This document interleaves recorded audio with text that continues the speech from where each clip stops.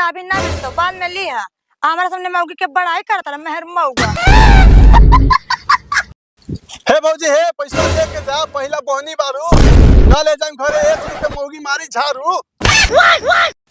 जो रे कल ले लिहा। भोसरी भोरे भोरे के बहनी खराब कर देला। और तू बोला कितना के लेबू?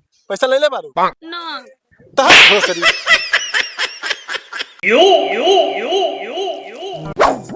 ओ जक्के फूटल बा करम खाला हमर चना झोर गरम। ओ जक्के फूटल बा करम खाला हमर चना झोर गरम। ओ चना चोर वाला रुका हो। बोलो ना भैया कितना दो लड़का के 5 रुपया के भूजा खाएला जिद कैले बा। वो तो हम देवे करब, लेकिन एगो बात सुन हमर सराहना अंदाज में।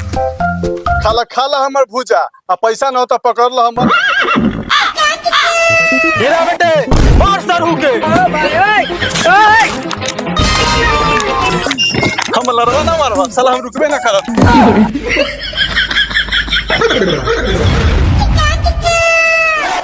भाग साला, आज के दिने खराब बा।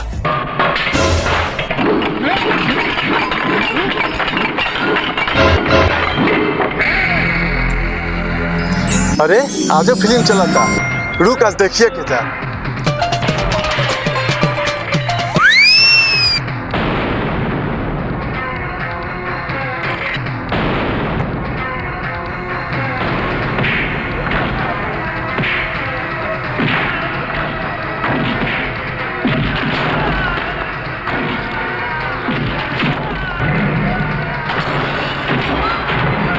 का हो सचिंदर भाई, मिथुन के फिल्म चलावता रहो।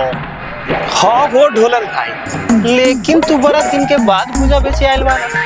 अब बैठ। का बताई सचिंदर भाई, गइल रही साली के बियाह में आ साली भोसी दूसरा लड़का के साथे भाग गेल। आ लड़का वाला लाल चाट रहल बा। आहो भूजा वाला साली छिनार रहो का? रे चुप रहना, तोनी से के मार के भगा दे।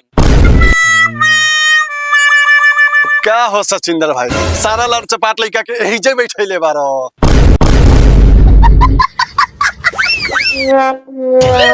का करी जब टीवी चालू कर तब चलावेला, गधा से गार लिबावे। रे बोलवा के बेटा जो एक गिलास पानी लेके आओ, सतुआ खाई नहीं है तो प्यास लागल बा।